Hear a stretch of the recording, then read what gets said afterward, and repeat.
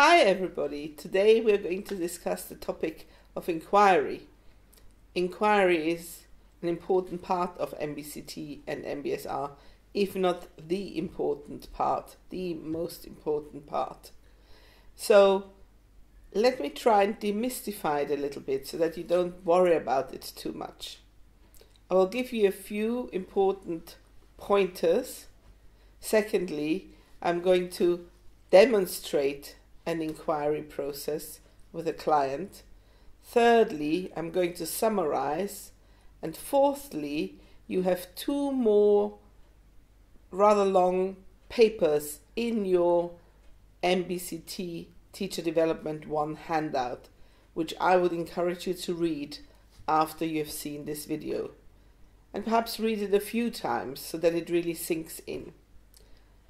So inquiry is the practice of asking a question to investigate the experience somebody had, either in a meditative experience or in a cognitive practice.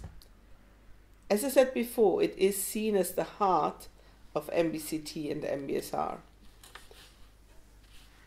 The intention of mindful inquiry is to rest in this present moment and experience what you are experiencing without having a specific goal, a specific outcome in mind.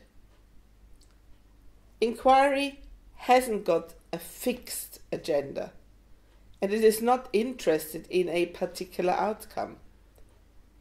Of course, the teacher would like the participant to learn and uncover certain insights through the process of inquiry, but her intention will be to provide an environment that embraces a present moment point of reference without a sense of having an attachment to knowing exactly what happened.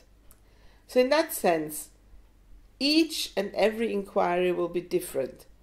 Even if you are being inquired about the same practice a number of times, you will, through the dialogue, experience different emotions, thoughts, and sensations. There is something that I would like to compare it to. Do you remember, maybe some of you are too young, but it's still on TV at times. Do you remember Inspector Columbo? Inquiry is a little bit like being Inspector Columbo.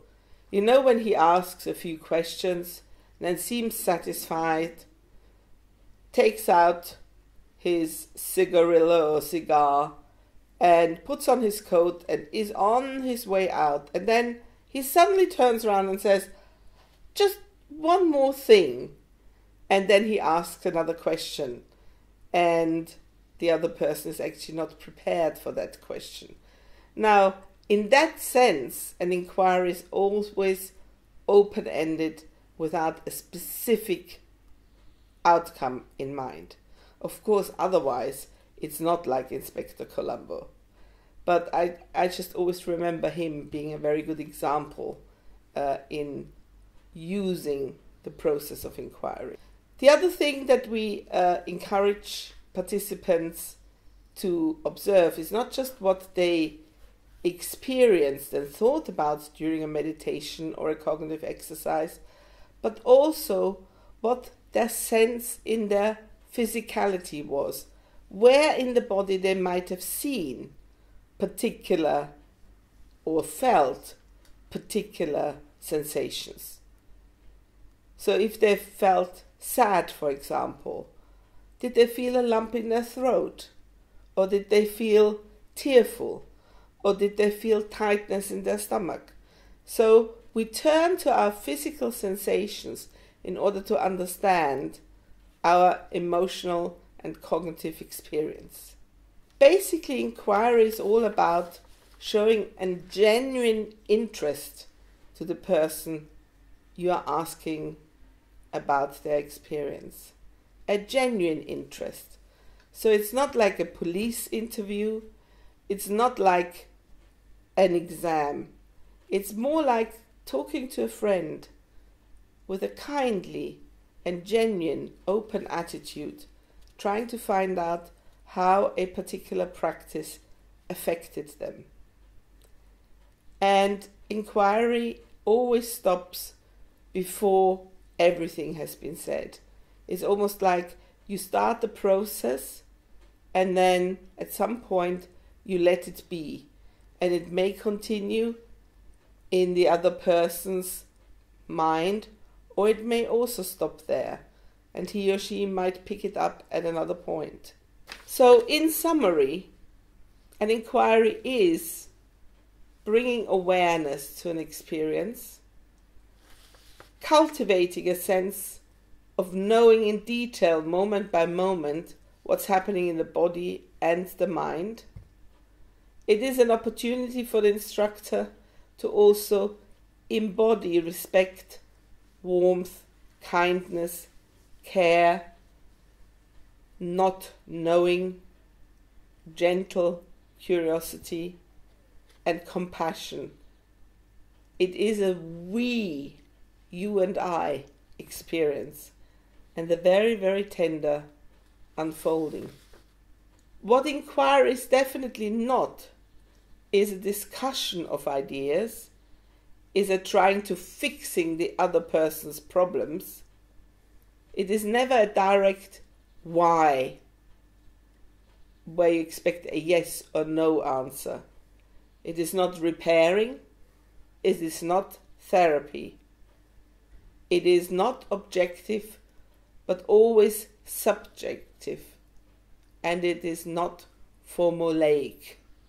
So now, having given you some theoretical input on what inquiry is, I would like to demonstrate a session of inquiry with a participant. Welcome everybody. Nice to see you again today.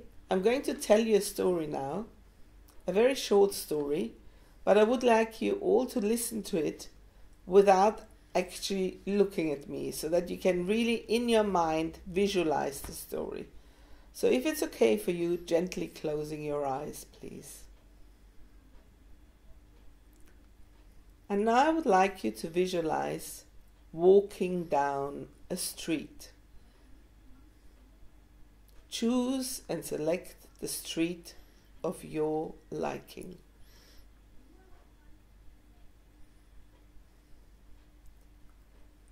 And now I would like you to visualize somebody on the opposite side of the street you're walking down. Somebody you know.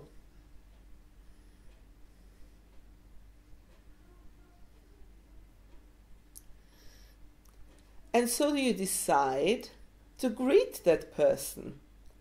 Visualize yourself greeting that person for the first time now.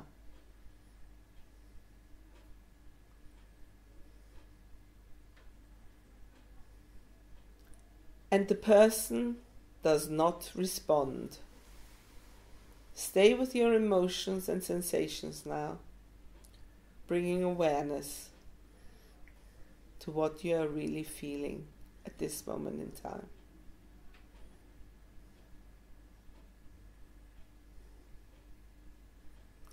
So you decide to try a second time. So you try to greet the person you know one more time. But alas, the person doesn't respond again.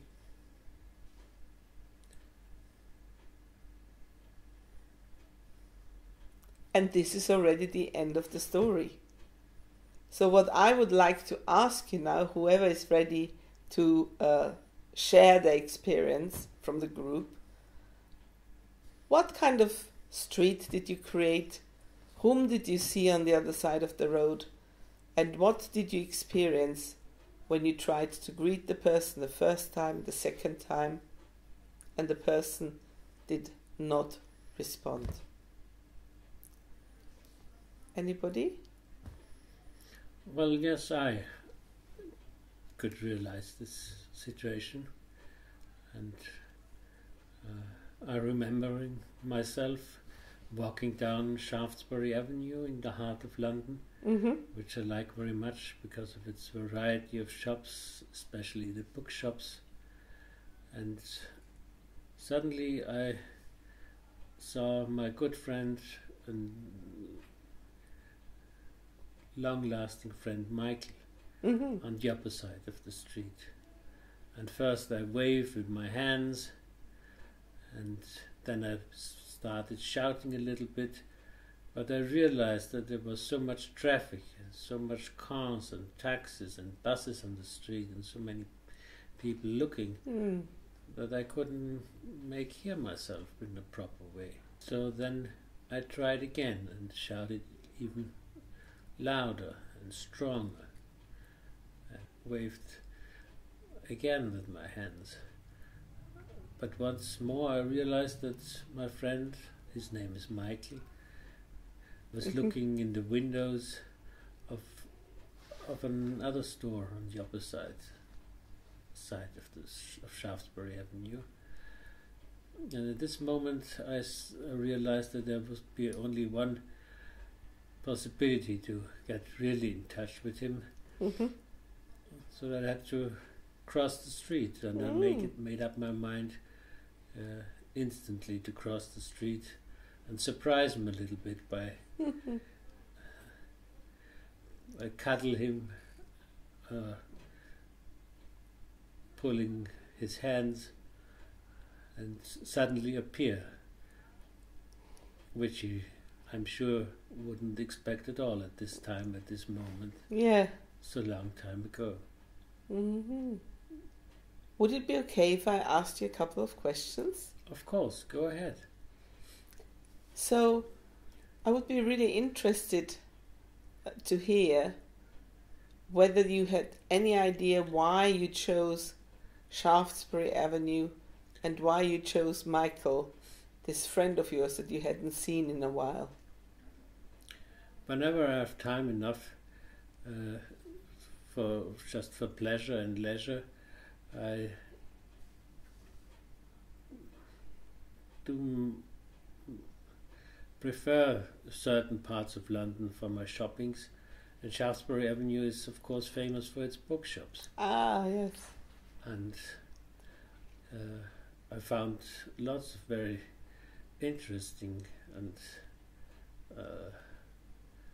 not so well-known books which you can find in small shops in Shaftesbury Avenue if you have time enough. Like second-hand books? Second-hand books, yes. Ah. And any idea why Michael was the one who appeared? I was surprised myself. I didn't know that he was so much interested in the same stuff as I was. Right.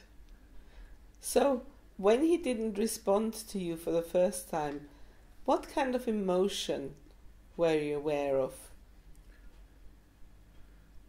The first time I was a little bit sad and felt a little bit rejected. It was the first moment.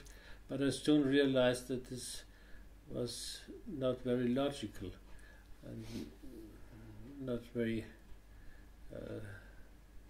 to the point, because there was so much noise on the street and so much traffic that it was almost impossible to make myself heard. I see. But could we just briefly stay with this sadness and disappointment? Yes. Where did you feel that in your body? The disappointment, I think I felt especially on my head and my brain. In the center of my face, perhaps. The sadness too? Sadness, yes, perhaps in my brain and breast, the upper part of the body. I see. And second time round, when you tried even more and waving and shouting his name, and he still didn't respond, what was your emotional experience then? I was even more depressed that there was no reaction, but in 2 or 3 seconds I made up my mind and decided to cross the street to share him and surprise him and talk to him. And in this very moment where I made this decision, the sadness went away and was overturned by joy and looking forward for the surprising which I intended to do. I see. So that's very, very interesting, isn't it? What our mind can create and how our mind can throw up emotions and how we ourselves have the power to change these emotions by changing our thoughts and by changing our actions. Exactly, that is what I felt. Yeah. Thank you very much indeed. Would you like to add anything else? Well, I just remembered that a situation like this happened to me once or twice in my real life, not on Shaftesbury Avenue, but at another location. Mm-hmm. And yeah, it helped to do the first step myself and close the gap and cross the street myself and being the person who is taking action to making the contact. Mm-hmm. And in both cases it was a very nice meeting and a very joyful meeting. So I always kept this in mind, that the other person does not deliberately ignore you, but it was just because of the circumstances that I was not heard. Thank you very much. You're welcome. Would anybody else like to share their experience in the circle? So, thank you everybody for sharing. We've now heard a number of different feedbacks. So, there was the first participant who shared his experience on Shaftesbury Avenue, and although he experienced a little bit of sadness and upsetness, he was quite ready to get himself out of a depressive, sad mood and come up with an action plan.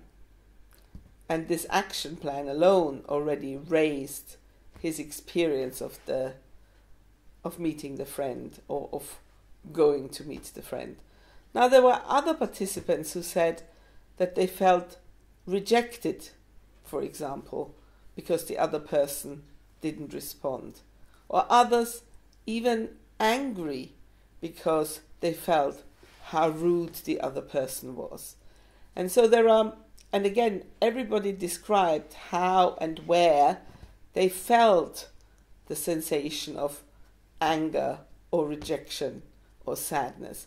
Usually, and that's one of the important things with inquiry, is that it's not just something to do with what we think, but that connected with that is a sensation in the body.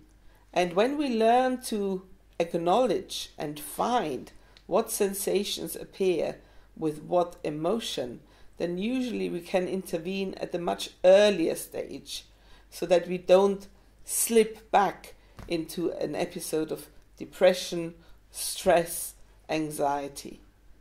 So that's an important point to remember. And now I would like to remind you a second time.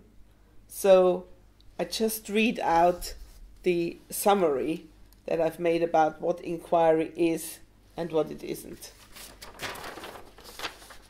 So inquiry is cultivating a sense of knowing in detail, moment by moment, in body and mind, an opportunity for the teacher to embody respect, warmth, care, not knowing, gentle curiosity, and compassion. As I said before, it's a we experience between the other, the person, the experiencer, and the trainer. And what inquiry is definitely not is a discussion of ideas, a trying to fixing the other person or repairing him or her.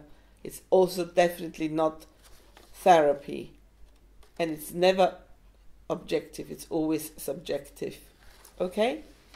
And as another summary, I want to read out to you what the trainer's qualities are. I've briefly mentioned them just now, and I now give you a slightly longer list, which you might want to write down, or you can watch this video again, and try and embody these qualities so that inquiry becomes a more joyful and more fruitful experience.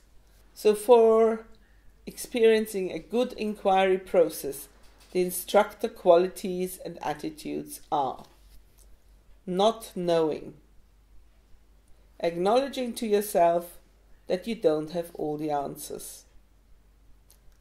Second, curiosity, taking an interest in whatever is being described, regardless of how exciting it might be.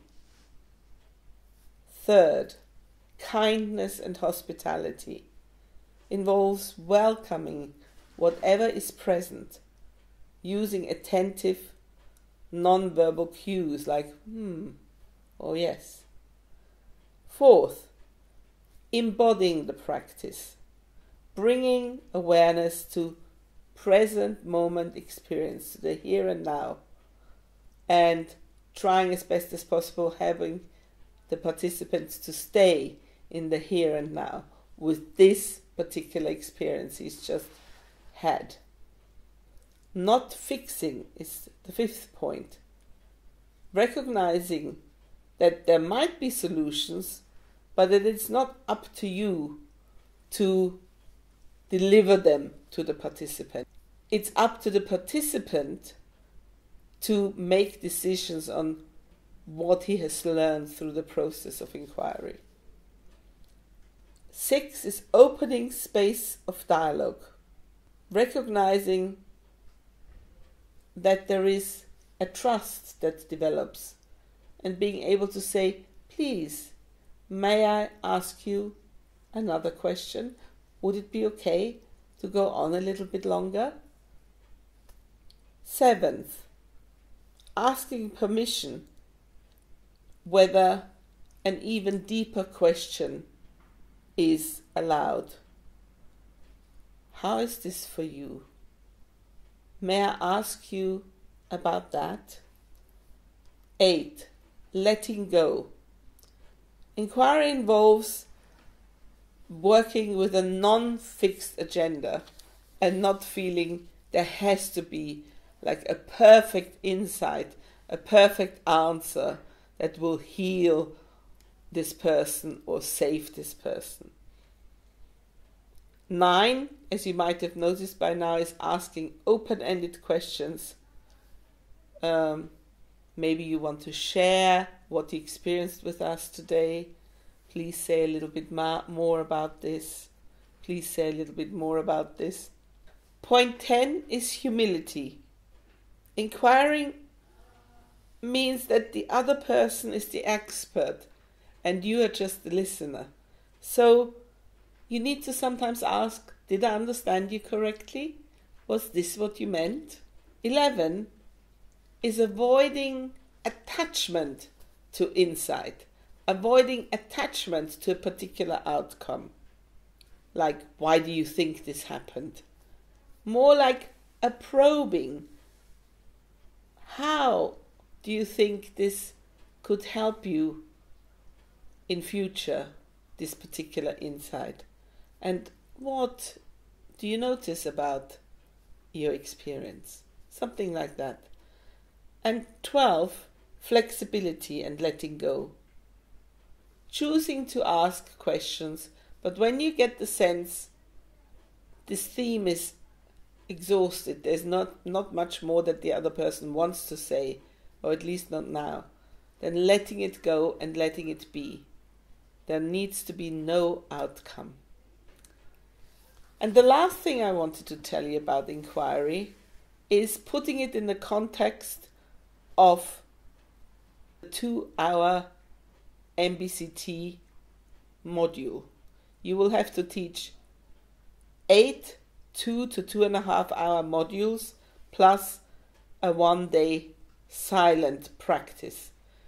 During one module, you will usually have at least 2 meditations, 1 cognitive, practical training, also checking out the home practice, what people have been able to do, where they found it difficult, or maybe where they didn't do anything. So for all these different components, an inquiry is necessary. So after each meditation, after a cognitive practice, and also after checking out the home practice. So if you imagine that you've only got 2 hours, maybe a little longer if you decide to do so, a usual inquiry process is no longer than 10 to maximum 15 minutes. So please, be kind to yourself. Don't be too worried about it. Use it a little bit like Socrates taught his disciples when he said, the answer lies within each one of you. You don't have to have the answer. All you do is to enable the participant to explore what a particular meditation or other training aspect taught them. So I hope this has demystified inquiry a little bit, and I hope some of the things we've done here are useful for you. And as I said, you can watch the video a couple of times or more, and please do read the 2 chapters on inquiries in your TD1 handout. Thank you for listening.